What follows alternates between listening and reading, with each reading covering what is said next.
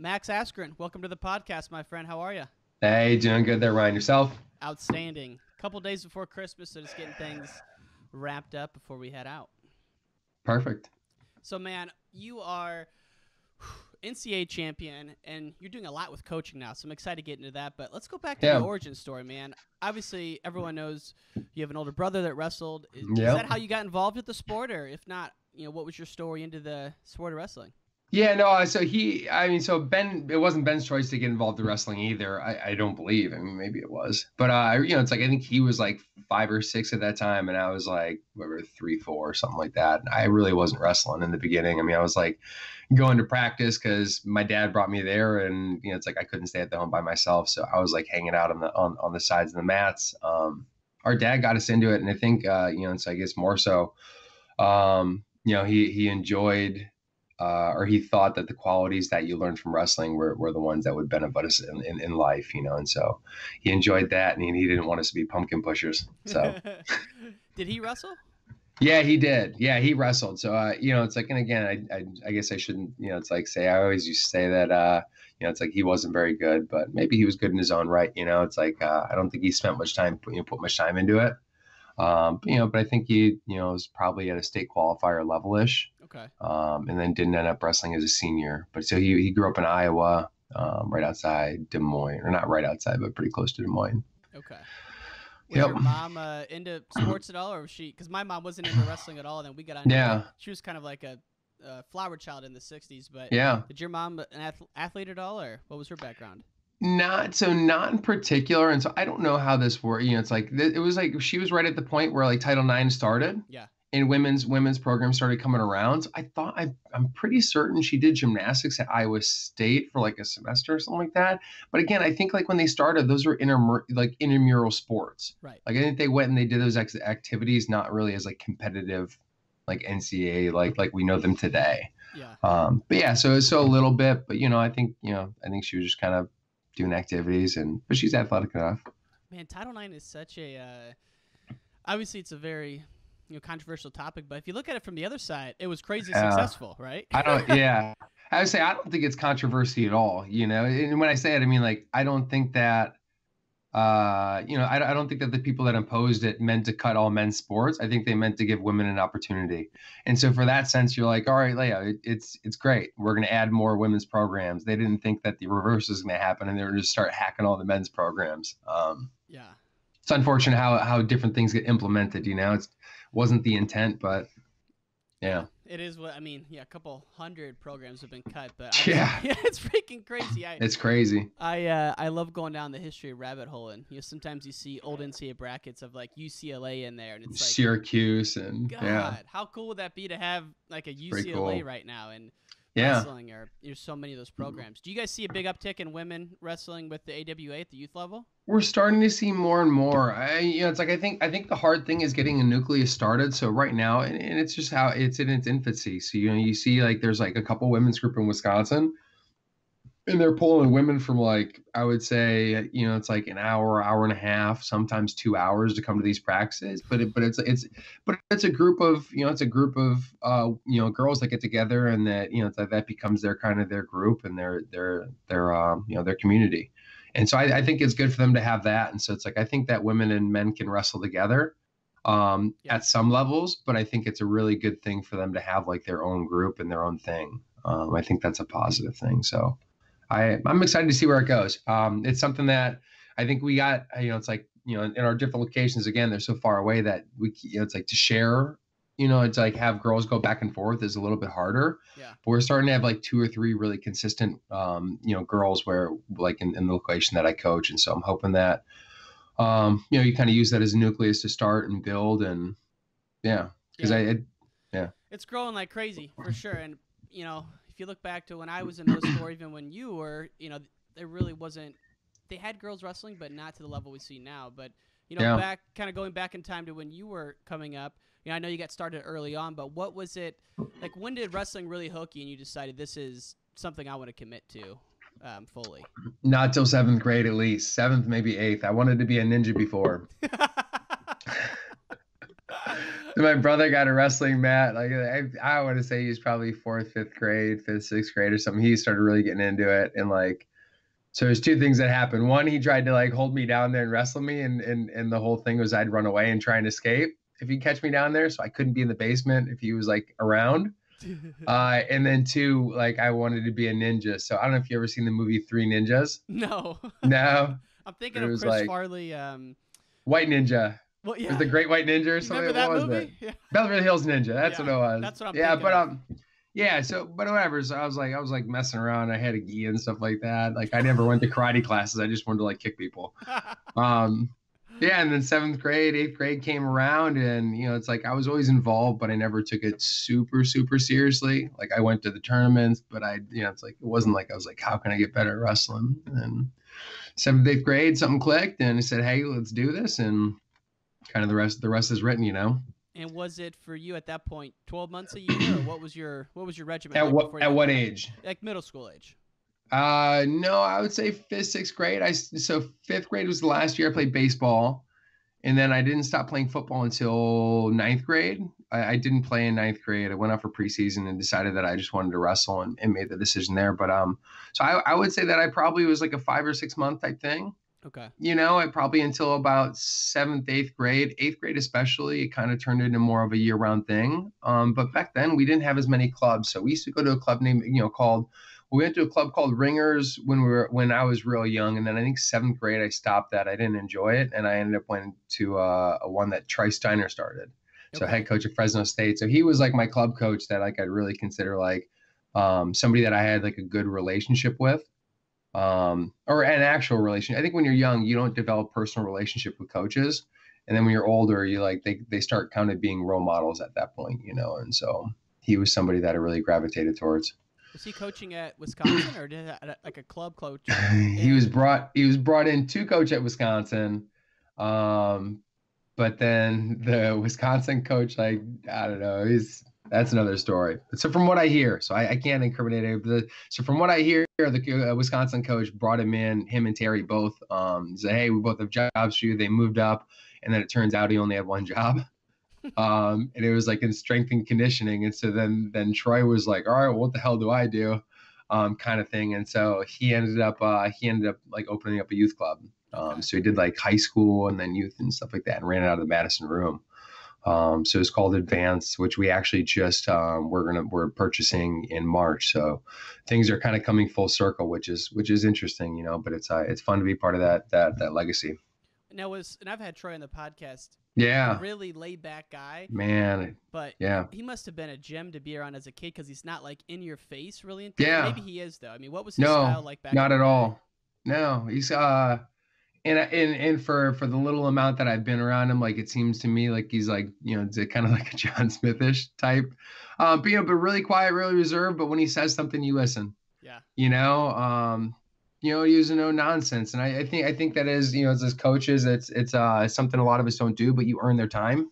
Yeah. You're there every day, you're consistent, you're working hard. I think a lot of times that's how you earn people's time. And so, it's like I was there it's like as much as I was there every day, it's like, and I was working my butt off every day. I was consistent. And so I think for that reason, it's like he it's like we gravitated towards each other, and it's like he was a great mentor. Kept me real calm, reserved, tell me what I needed to know, but not much more. I think some coaches kind of overdo things as far as like they tell you every single detail about the other guy and this and that. And he was really good in that sense. He he told me something if he thought I needed to know it, and if it was something else, he kind of just let me figure it out on my own, which is perfect for me. And how far apart was Ben at this time? Was he going to the same workouts as you, like when you were a high schooler? Yep. Yeah. So actually, when I first started, so it was the seventh or eighth grade. I think it was seventh, but yeah. So he was 3 years older than me. So when he was a senior in high school, I was a freshman in high school. Okay. So track that back. So I think his sophomore year. But so we would drive down. So it'd be myself, my brother, and then our wrestling coach. He was still, it's like, which is really cool as a wrestling coach. We were really incredibly fortunate as high schoolers to have a coach that wanted to better himself so much that he was like going to practices, it's like in practicing just like as one of the guys. It wasn't like he was going and watching. He was like jumping in and Oh, wow. because he wanted to learn the technique. And I think watching the technique and actually learning it and figuring out how it actually works and what are the key points, I think you need to do that. But yeah, so anyway, he was traveling down the first 2 years, and then as soon as it's like I would say July hit after his senior year, then he was gone. Okay. He went to Missouri, and yeah. And would you say kind of your breakthrough moment on the national scene in high school is when you got second at Fargo? Was that the first time you kind of busted through? Yeah, definitely. Well, and it's like I didn't, I would say so. I cared as a freshman, and that's I went out there, and I think I went 2-2 as a cadet. Mm-hmm. But I don't think I knew what I was getting into. So I thought I was training hard. But it wasn't until that next year that I really, it's like, I was like, all right, like I know who I need to beat. And actually, so it's really funny. And I've never told Mark this. And so the wrestling world's a small community once you get like kind of like up there. But so Mark Perry was actually the guy that I was going to beat.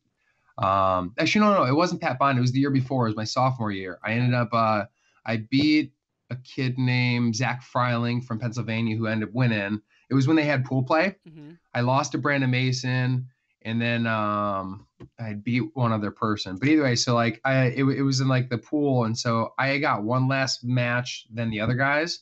So I ended up wrestling for third, fourth, because I had so many tech falls. So I ended up taking fourth at Fargo as a sophomore.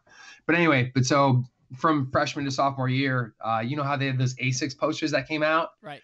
And it was like it's like at the weights, they have the different weights, and the wrestler of the year was Mark Perry at Blair.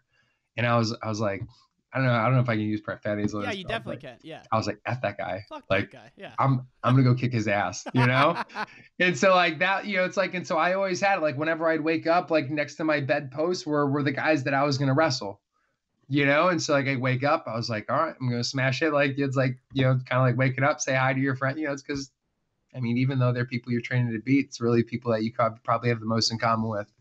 But so that was every day you'd wake up and I remember that ASICS first team All-American poster. I'll never forget it. Yeah, But so I get up and it was right there. Like, all right, like time to start the day. Like this is what it's for. Like this is what I'm doing today. Like every single day. But it was So ironically enough, he ended up breaking his arm sometime in the summer. I didn't know it because like you didn't have flow or anything like that back in the day. So it's like now I think it'd be like breaking news. So and so is not wrestling. Whatever it is, gets injured.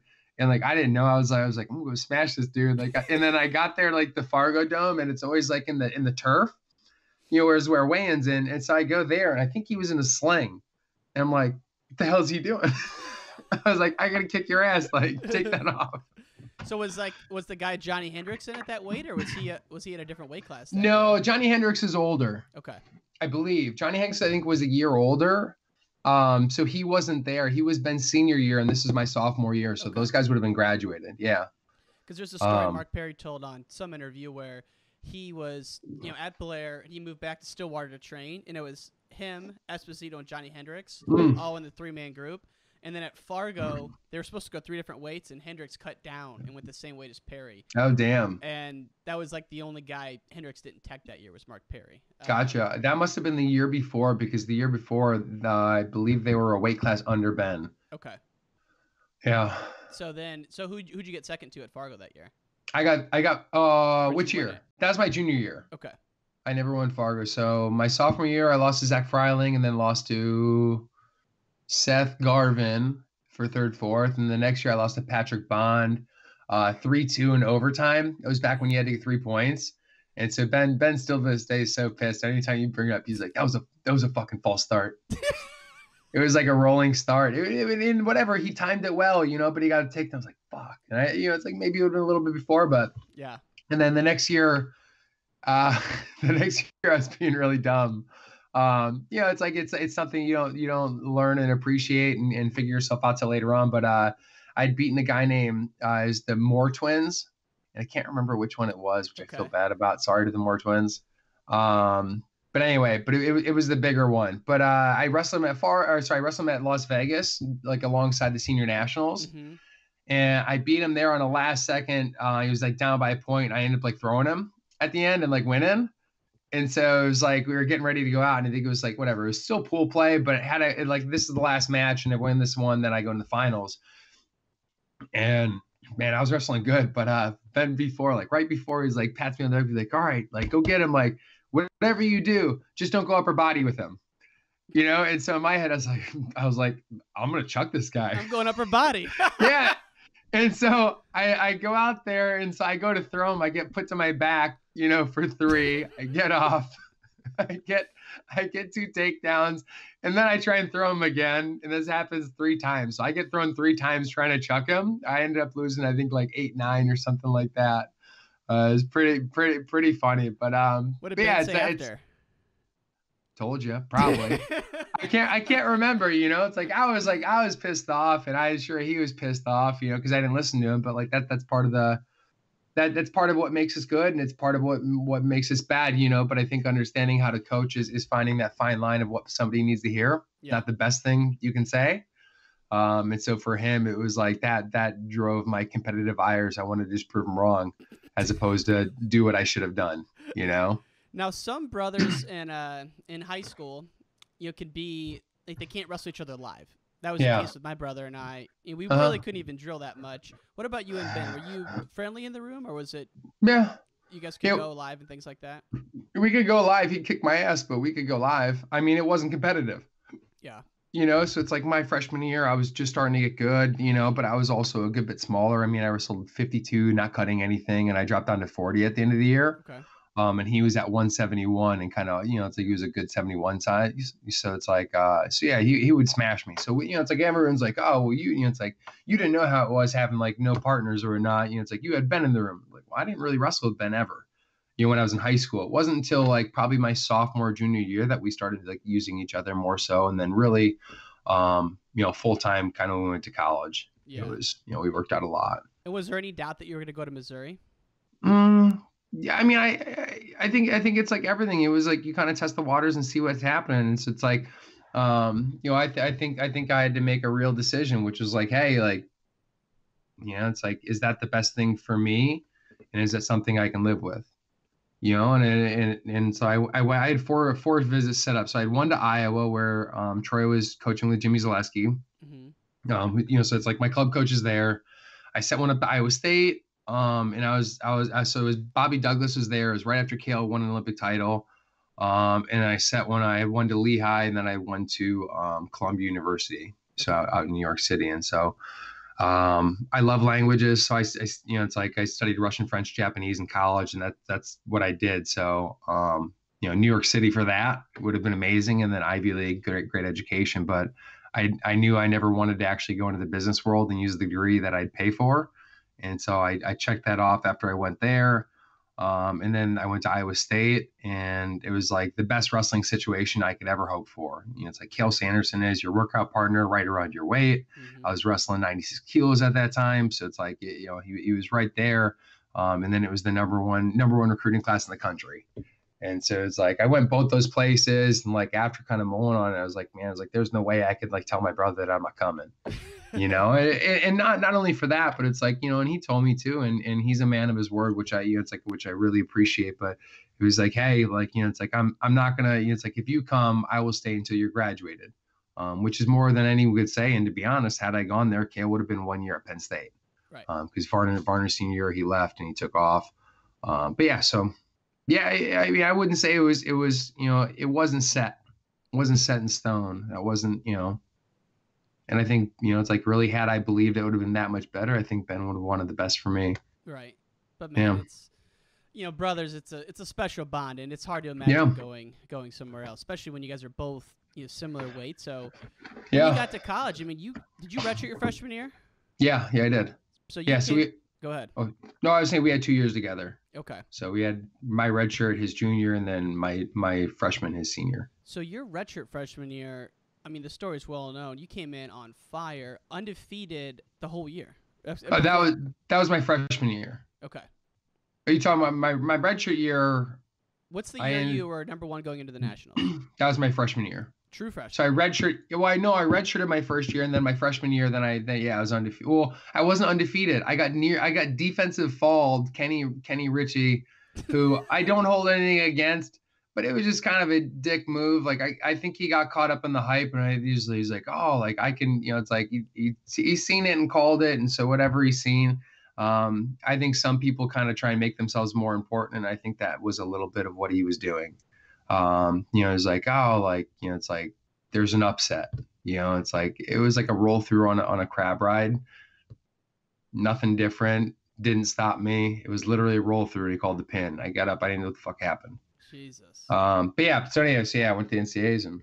So let's get a little build up to this season. So yeah. Coming into your redshirt freshman year, number one or maybe not number one the season started, but by like Christmas time, you were one of the top guys. And yeah, I've heard you say that you were wrestling free at the beginning of the year, and then something kind of happened where you started, I don't know, putting too much pressure on yourself. Now that you're a coach looking back, what do you think it was that kind of made you wrestle a little bit tighter as that season went on? It's like, I mean, there's a lot of things there. I think two of the major factors, I would say one, definitely was, man, it's like, you got to ignore people. And like, I think as coaches, so when I say this, I don't mean that my coaches did anything wrong, or should have done it, it's like, should have been better, but it's like understanding, like, it's if you are coaching, you hear this going on, you're like, shit, like you need to stop them. But like people, it's like, people constantly like, hey, like you're going to win an NCAA title. Hey, you're going to win an NCAA title. Hey, you're ranked number one. You're doing really good. Keep, it's like this and that. And it's like, that's not what I cared about. And that's not what I was doing it for. But when you hear it day in and day out and all those things, it's like, that's what you relate things to. It's like, so then it started being related to like winning matches and being number one and winning an NCAA title. Which to be honest, I just really wanted to freaking smash people as bad as I could and wrestle hard for 7 minutes. It's like when I did that, good things really happened. Mm-hmm. So that was one thing. And then, it's like the other thing is, man, it's like I don't know, man. I look at it, man. I would say I was semi-sheltered, and in that sense, I mean like self-imposed. But dude, I didn't care about anything.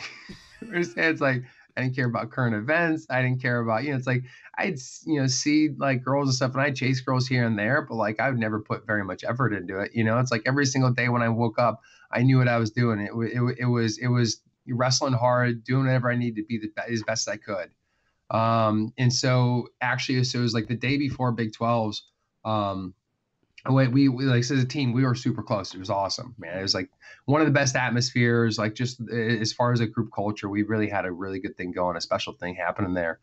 But we went to a movie, we got out. And so I turned my phone off. I turned it back on. I had like 20 texts or something like that. And then like 7 voicemails said, hey, call me. So I had a good friend, that was supposed to be visiting that next week. And so she was going to be coming in like Friday during that gap, you have gap between conferences and NCAAs. Yeah. And so I was planning on her coming, she was coming in. And so I called, and so she got hit by a trash truck in Madison and died. So rather than her coming in and visiting, like having a good time and hanging out and all those things. And it's like, I ended up flying home for a funeral during that break. And so it just makes you question, it's like, hey, it's like, yeah. Right. And so, it's like Ben's much better than me at kind of excluding the outside world, and focusing on the task at hand. And the task at hand, it's like I could do it for the Big 12s. I actually did a really good job pushing out of my mind. But between those that 2 weeks, it was like, it's like, fuck, like, am I missing a lot of my life? It's like only tunnel vision on this one thing. Like, should I experience more? Should I be doing more? Like, I didn't party. Like, I didn't drink. I didn't care to. And even like now, it's like I don't drink that much. It's one of those things. It's like I love doing what I'm doing, and I want to invest time and energy in it. And not saying that you can't have a couple, but like I have more of an addictive personality. Same. So it's like, so if I have like, it's like if I say, hey, like, so actually right now, like I haven't drinking. So it was from Halloween to Thanksgiving, and then I took a break for Thanksgiving, I had a couple glasses of wine, whatever, and then from Thanksgiving to Christmas, and I don't even think I Have you had issues with drinking in the past? No, never. But I just enjoy not. To be honest, I enjoy not drinking. Yeah, I do. Like my body feels better. I wake up more refreshed. I have more energy. It's like, but I also enjoy the social aspect of it, and so that sometimes, like, it's like, not like I don't think I consume too much at all. Mm-hmm. But but like hanging out, having 2-3 beers. But if I have 2-3 beers, it's on Monday, and then like I'll like all right, like I'll have a glass of wine on Tuesday, and then so like you just kind of little by little, and like I prefer things without that. Yeah. But I have a hard time. It's either all or none for me. It's hard for me to go like Dude, moderation. I couldn't agree more, man. A lot of Yeah. people who are good at anything, forget about wrestling, I think seem to be that way. Yeah. And, they're teetering on the edge of, insanity or addiction Yeah. because you have to have that, Yeah. And so your Yeah. freshman year, or redshirt freshman year, were you just completely tunnel visioned all year? Like all you thought about was wrestling? Man, I've been tunnel vision from the time I was in 8th grade. I mean, like when I say, I know you've probably heard Ben say it or whatever. It's like he didn't take. I had no days off. I didn't want a day off. You were like that too? Fuck yeah. Oh, wow. Like every single day, it was like wake up. It's like all right, like and I, it's like I had things written out. I still have it. Like I've had assignment notebooks with check boxes and this and that. So I had my weeks planned out. Before any big tournament, I had 3 weeks planned out. Like not anything like my parents didn't tell me to do it or anything like that. I was like, that's what I had it planned out. I had mapped out what I needed to do. And so every single day, and I was really good at it. It's like wake up, get your shit done, and then after that, the day's yours. Right. That's what I did every single day. It's like, and that was my priority. Is like wake up. These are the 2 things that I have to do today. Mm-hmm. And it's like aside from that, it's like everything else I do is whatever I want to do. Yep. Absolutely. But yeah. So I don't know. So when this friend of yours passed away, before this, were you feeling tight and kind of pressure mounting? Because I've heard that in past interviews, maybe that wasn't the case. Or did this one single instance kind of wake you up to the fact and start getting your mind kind of off of your single focus in wrestling? I don't know. Yeah. It's hard. It's like you can kind of look back, but it's hard to like go and kind of, it's like deep dive, especially like on the spot. But I would say there was definitely pressure, but I would say I was insulated by a good group of guys that when we were at tournaments, we were all joking around, hanging out, playing around, that I didn't have much time to think about those things. And then, it's like after my friend passed away, I feel like I kind of distanced myself a bit. And not that like I did anything like, it's like I was like, all right, I'll purposely going to go away. But it's like, it's like I was inside, like I had insomnia through all college. I'm still a terrible sleeper. So, I mean, I would like go to bed, like, cause I told you, like, I'm a prepper and I'm like very OCD. Yeah. Less so in my old age, but like more so when I was younger. But so it's like, I'd be in bed at like 10 o'clock, 10:30, it's like, I'm getting 8 hours. We're waiting, it's like, I got my lift at 6 o'clock. Like I'm in bed, I'm freaking going to bed, blah, blah, blah. And then 3 o'clock would roll around and I'd still be like pissed that I couldn't go to sleep. And so like that was my normal life. So it's like, and so it's funny because it's like my wife talks about like how like it's like I'm tired, like I only got 6 hours. So I was like, fuck, like that was my whole college career. I'd get like 3-4 hours of sleep. And I'd have my good days and bad days, but like I would say probably 3-4 days out of the week at least, I was getting like 3 hours of sleep. Man. Not because I didn't want to, but just couldn't. Was it his mind was racing about what you were going to do the next day, or couldn't turn it off, man? I was so excited. I was so excited to get started that next day. And it's like I mean, like I would say probably half the time I was probably wrestling in my head. It's like going over different positions. Like the positions, it's funny. It's like we show guys scrambling, and it's like, and again, I think a lot of people think it's haphazard, but it's like, man, it's planned out, it's mapped out, it's a technical art. But it's one of those things that it's like you're logically thinking like, all right, he's got this, I've got that. Like, how can we figure out a different solution to this problem? Or is this the best way to think about it?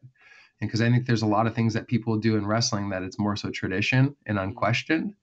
And it's whatever you're cut and like don't worry about it, just do it, right? Like you hear all the coaches say it, like, because I said so. It's like there's always that shit, and you're like, worst.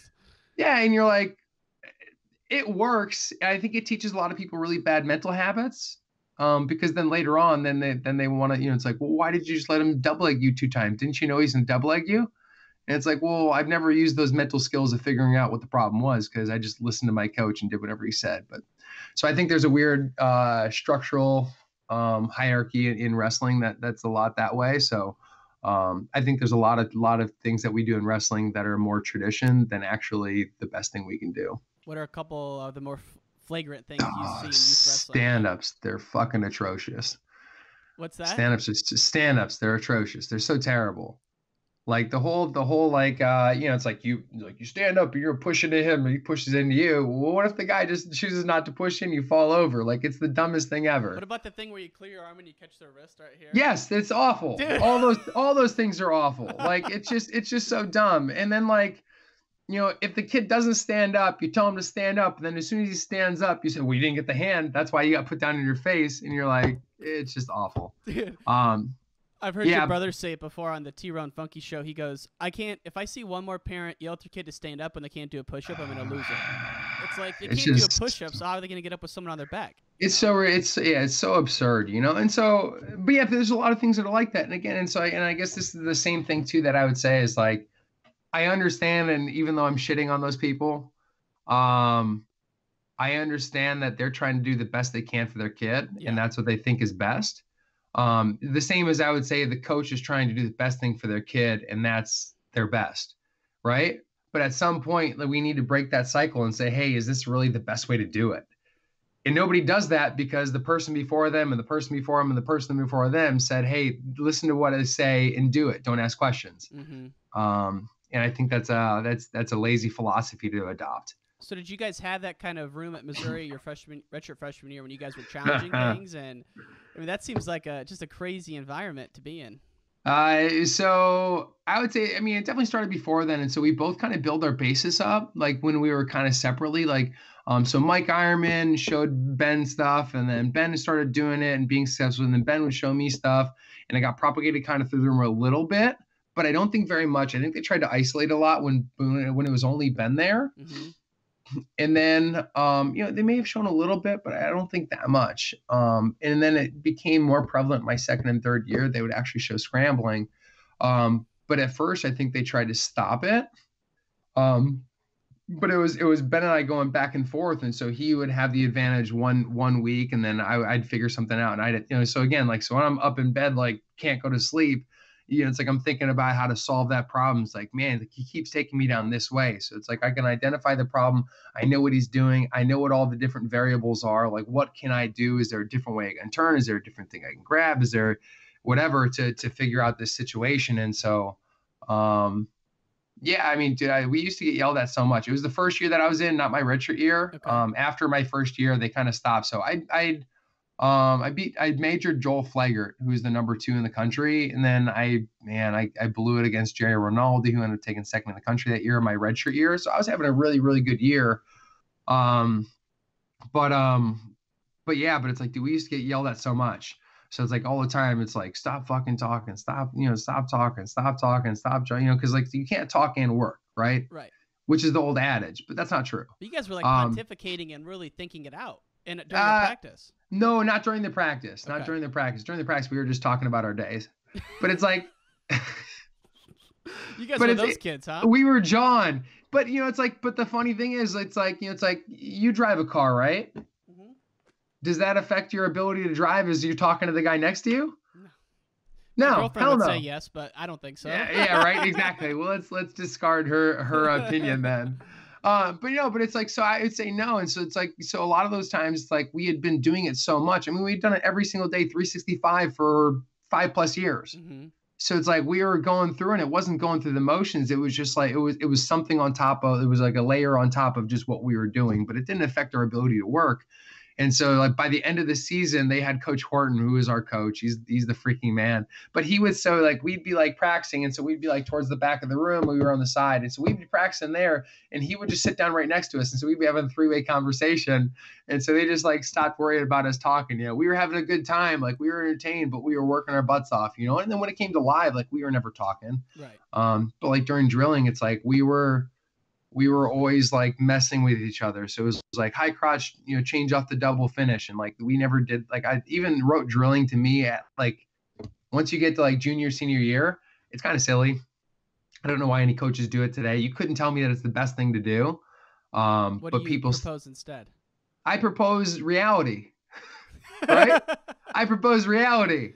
For me to tell you, hey, you're going to do a high crotch, you're going to change off and get that double, that negates the fact that once you shoot in, you're going to have to figure out what the fuck he's doing. Right. Does he step and sit the corner? Because if you're changing off and he steps and sit the corner, you're never going to be able to get it. and you've got to react and get your shoulder in position. If he sprawls and you didn't get deep enough, does that mean you have to cut the corner? Right? What is he doing? And so I think having a reality-based system, even if you're saying, hey, let's give the defensive man 3 options, and then as you shoot in, I want you to figure out what you're supposed to do. Mm-hmm. But that builds the skill set of, hey, I need to identify what the problem is, and then I need to create a solution. I need to use one of the things that I have learned to perform.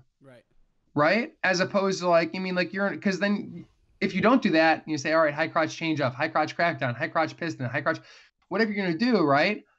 When I go out to a match, and if I've been trained and the coach just tells me what to do, I go out to a match and I shoot. What is my first finish?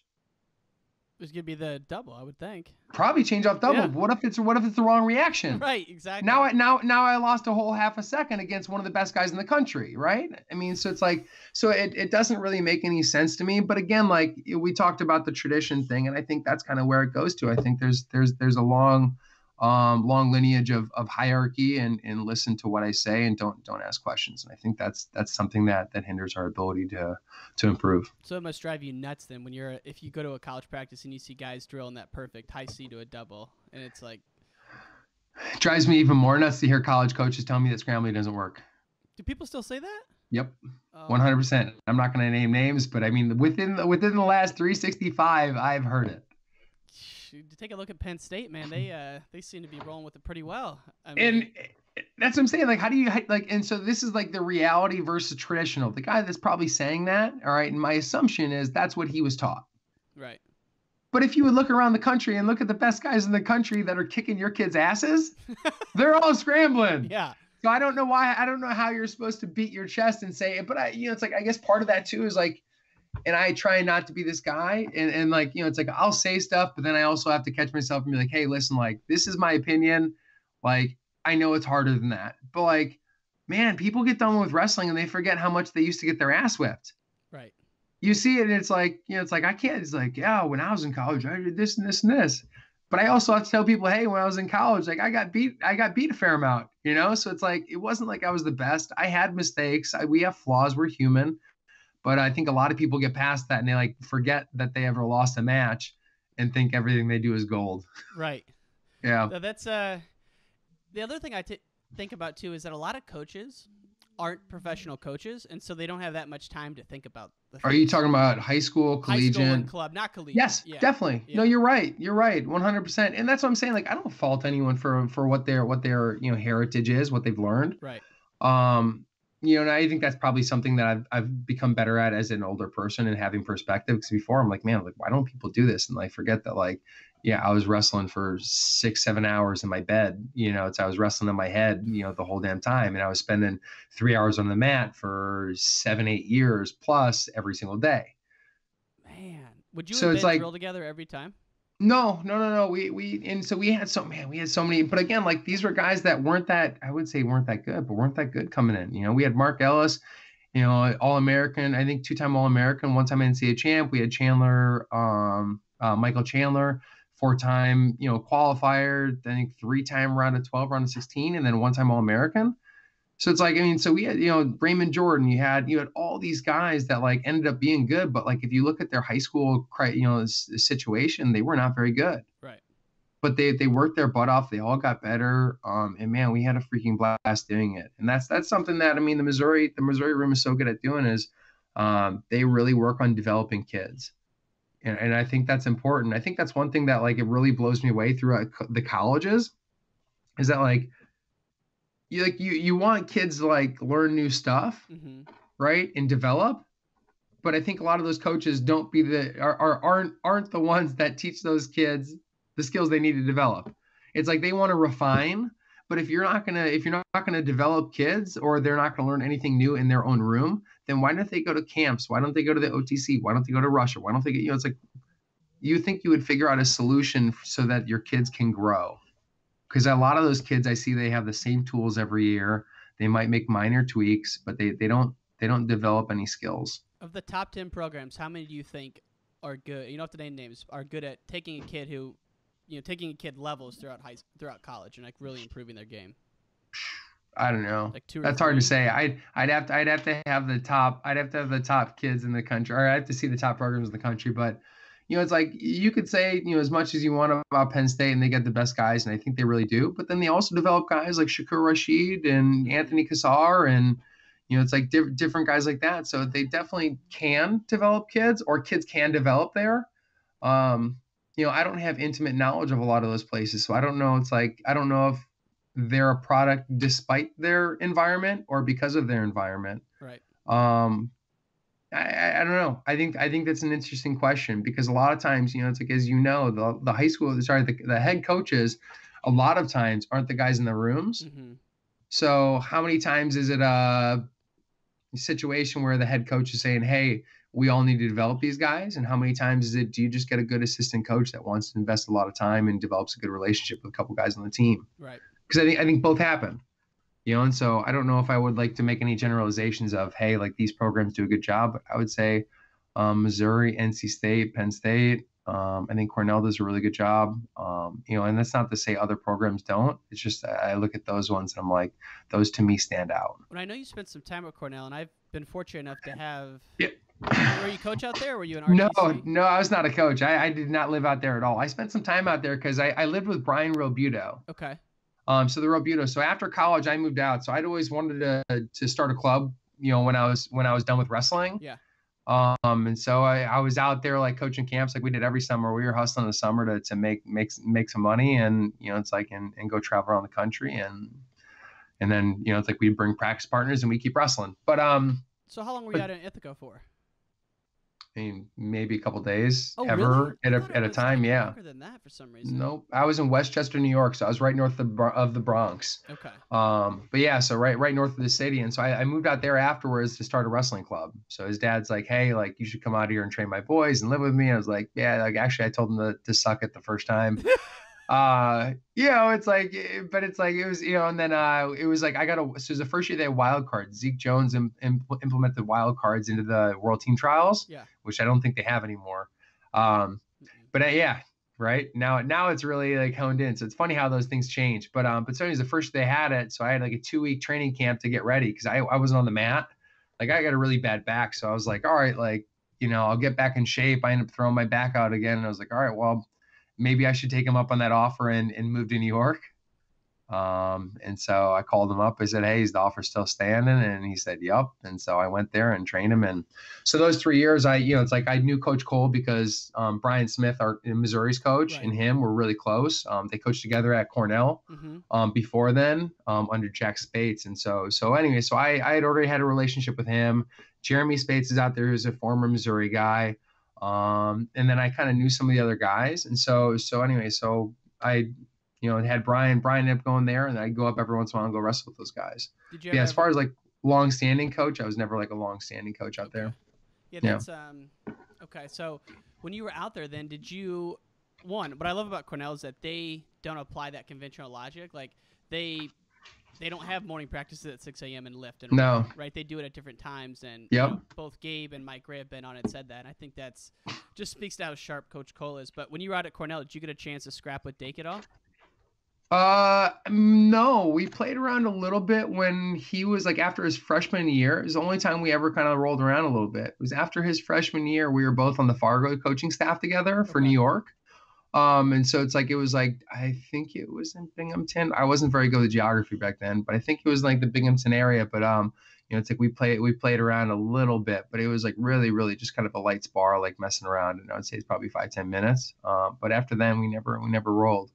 But man, he's pretty damn amazing. He's incredible, isn't it? yeah, he is. I just saw someone post on Twitter that the last time he lost was the Eureka in January of like 2018. And it's like, God, the guys he's rolled through since then is unbelievable. He's so I would say I don't know if I like his philosophy as far like towards wrestling as far as and so I'd say this as far as like risk adversity. I don't know if I like it in total as far as a generalization for everyone, but god dang, he is good at it. Like he doesn't take more shots than he needs in the sense that like, and so I don't know where he cuts it off at, I think I don't know if you could answer, but like I feel like a lot of times he has opportunities to take shots. And so you do this as you get older, you leave yourself more and more better opportunities. Yeah.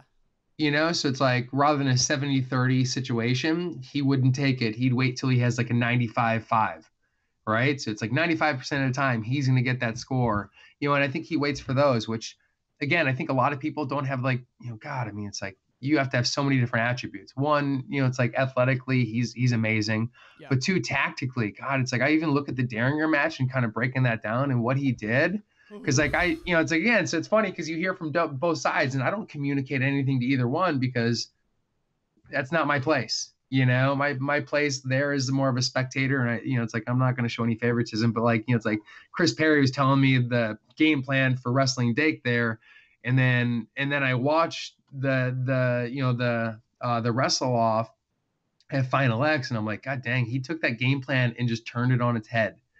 Like he used what he was going to do against them, and tore him apart, which is like, man, that's a frustrating match to watch, though. It's next level. Yeah, but that's Dake though. Right. He doesn't. He very, very rarely makes any like he doesn't make any mental mistakes. Doesn't make any tactical mistakes. Doesn't position himself out. I mean, he does so many good things, and he's so far ahead that I feel it's like almost like. It's like you're like the best checker player in the world, but he puts you onto a chessboard and like in you're screwed. So it's like, yeah, is it frustrating to watch? Kind of, until you appreciate how good he has to be to do what he did to Derringer. Right? Because I mean, like, let's be honest, like Derringer is like top 3 in the world. Right? He's top 3 in the world at 79 kilos. Right. He's tearing everyone up. Right? I think in one ranking it was like 1 and 2. Right? 2 and 3, whatever, or 1 and 3. But it's like he made him look so bad that you're like, God, like, is that guy even good? I know, but if you watch him in any other matches, you're like, holy shit, this guy's amazing. Like Derringer is like a stud. He's a bona fide stud. Top, right? Top in the world. Right. And he made him look so bad. So I mean, so I think, it's like anything. I think once you develop a greater appreciation for wrestling, you look at the hand fight and how he's positioning him out and how he cuts the corner when he pushes in to put him back on the line. I mean, it's like those tactics, like, man, that's like that is an appreciation of an art form. So high level. Now I have to ask you about your senior year of college. Before I do, who gives us the best chance of beating Sidakov, JB or Dake? I don't know. I think they both have a really good chance. I think Sidakov is good. Sidakov reminds me of Dean Heil. Okay. And not in the sense of anything technique, but I would say in the sense of his ability to win. He finds a way. It's not pretty.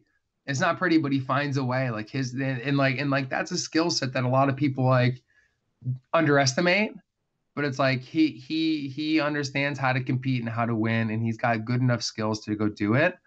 So to beat him, like you really gotta, it's like you really gotta put a nail in the coffin. And so it's like, man, it's like for as good as Jordan Burroughs is, the guy's got to be damn good. God, but I mean, I would say right now, confidence wise, it seems like Dake's at that point where he seems like his confidence is unshakable. Like he seems 100% convicted of what he's doing. So, man, but they're both so awesome. So good, man. It's so damn good. What a pleasure it is to watch wrestling now. Yeah. I was thinking about when I was in middle school and high school. Joe Williams was my favorite wrestler. Yeah. But like the rules suck so bad back then. It was just really tough to watch that ball drop in the 3 periods. The ball drops were terrible.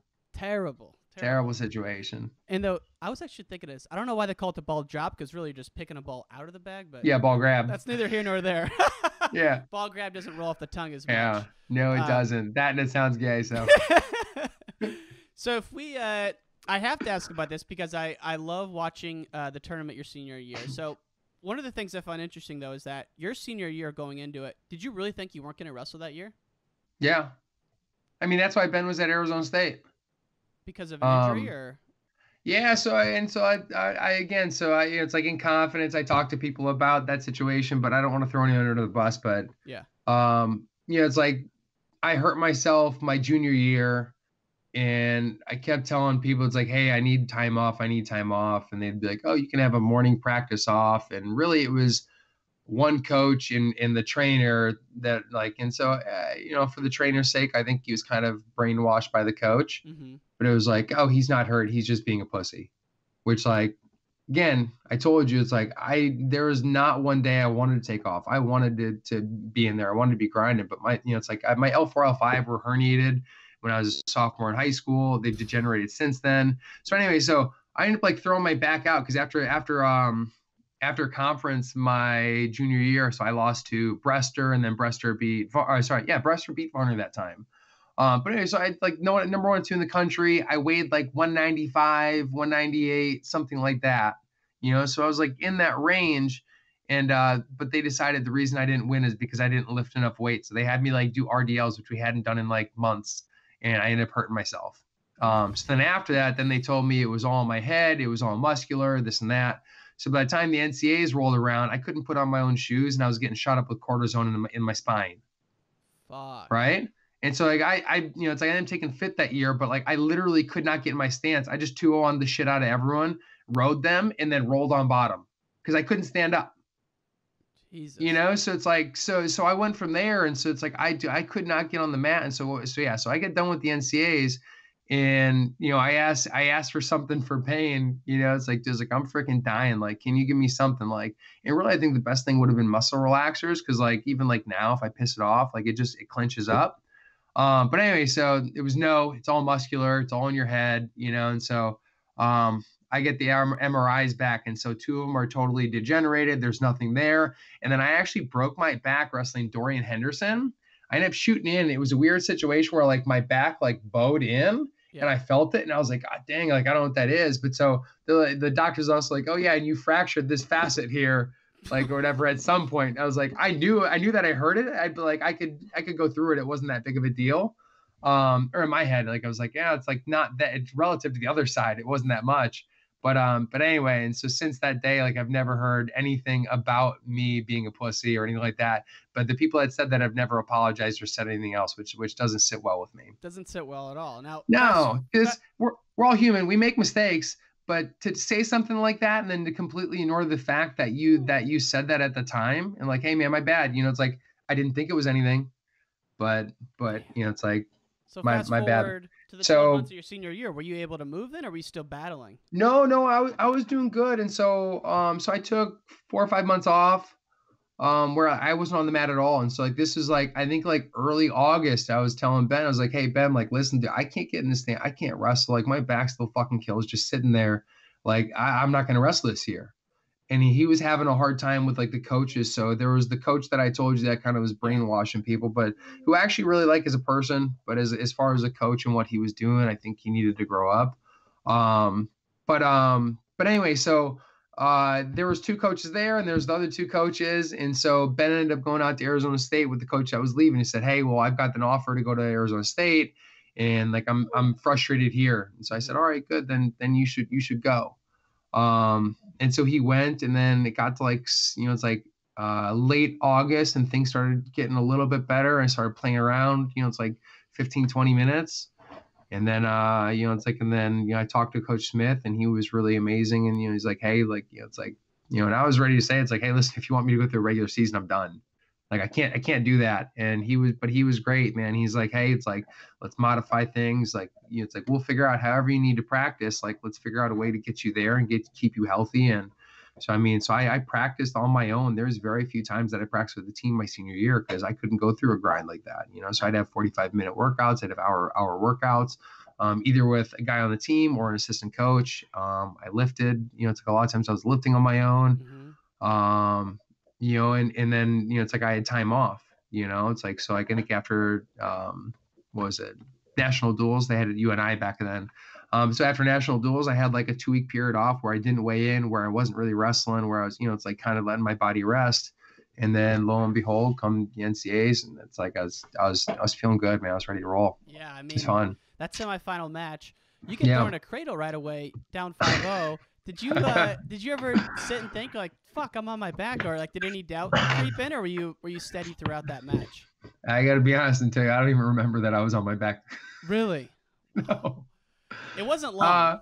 Yeah, no, I just short-term memory is good, and Yeah, it's like, it's like if you told me I was wrestling again, I'd probably go watch some tape on that and go see what was happening. Yeah.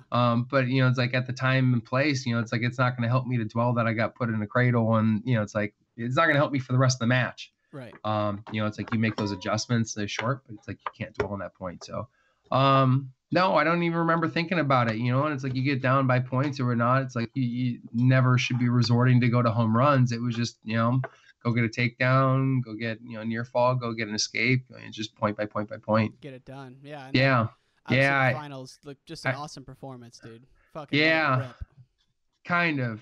I still like, I'm like, man, it's like, and I, you don't know what it is, but I remember after that second turn, I kind of rushed it a little bit. And so I really, had I been patient, I think I would have got the pin there on that crab ride. I mean, like I had it. But then after that, I remember like I remember the thought crosses through my mind, like, man, it's like, just don't fuck this up.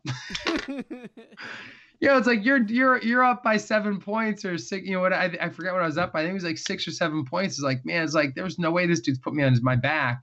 It's like I can give up a takedown or so, but I was like, I just need to it's like I need to make sure I'm wrestling an intelligent match and being disciplined. And so I think for that reason, I think I kind of was more reserved. Mm-hmm. I think I really could have opened that match up pretty well, but.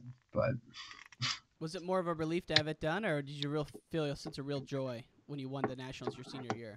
Yeah, it was fun. And I think in the moment I didn't think about anything at all. I didn't think like, I wish I would have wrestled a little bit more. But I think that was yeah, I don't know. I think it's it's like, again, that was a perspective when I was younger that I was unable to maintain. But man, I just it's like you see it when you see some of those guys. It's like you just want to go compete and you want to wrestle as hard as you can for 7 minutes and show what you have. And I think that's one thing with when I'd say like with my wrestling is that like my ability to compete. I've never really been able to like show all the skills that I have on a mat, like in competition. Like myself when I'm in practice is a different person. I think that's true for everyone.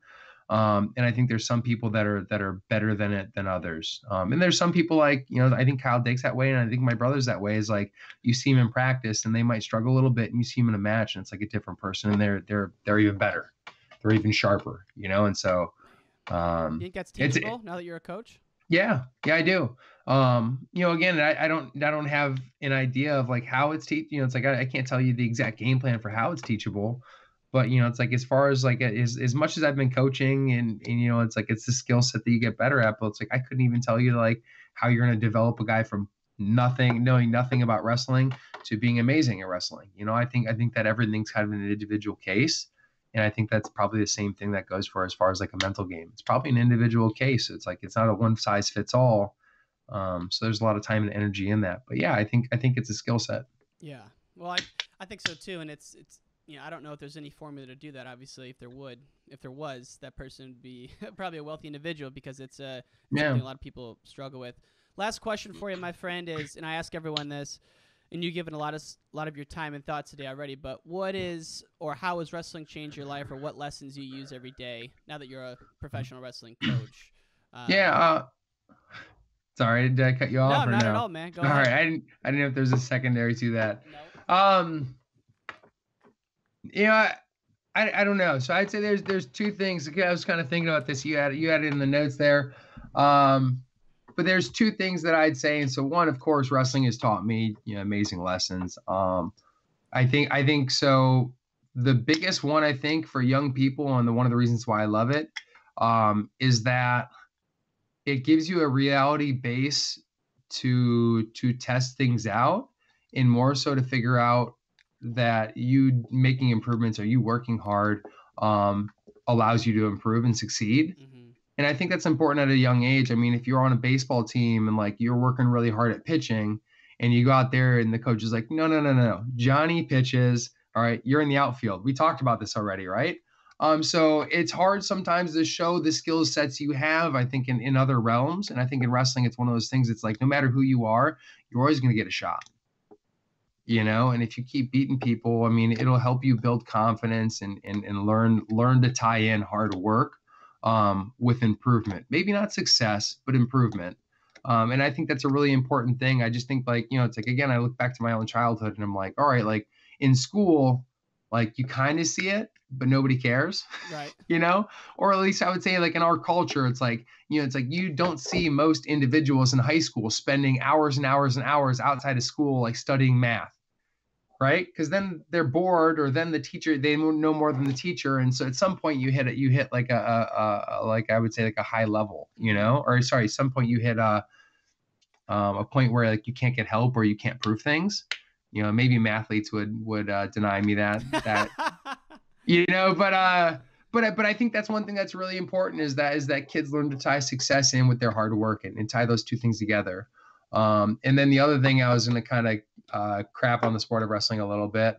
Not in the sense that there's anything wrong with the sport of wrestling, but the culture that surrounds it. And so it's like everyone wants to promote how tough you have to be and you learn toughness and this and that. But I think the one thing that really bothers me, and so I had a parent, so we run a wrestling club, but we also try and keep at least I do. I think all of us do a really good job at trying to keep good relations with local programs. I mean, we're working together. We're not working against each other, right? So one of the coaches, his kids come to me. We have a great relationship. So he tied me in. He CC'd me in because he does the local program. There's a person that couldn't make the days they have, and we run on opposite days so the kids can do both.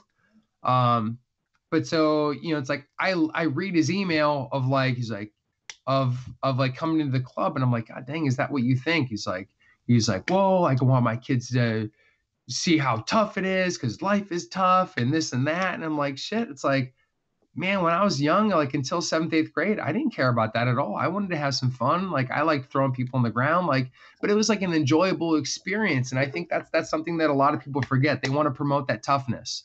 But like at the beginning, it's not about that. It's not about how tough people are. It's like, as they get involved, as they start to care, they're willing to go through more.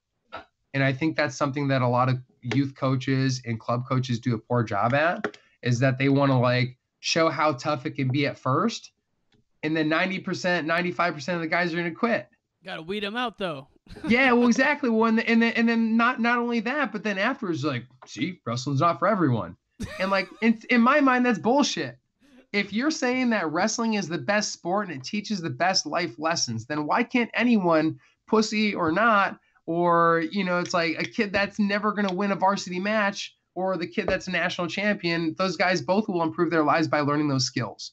So why stop those kids from having that experience? And I think that's a sad thing to me, is that like everyone like use that as what's it called? It's almost like a badge of honor.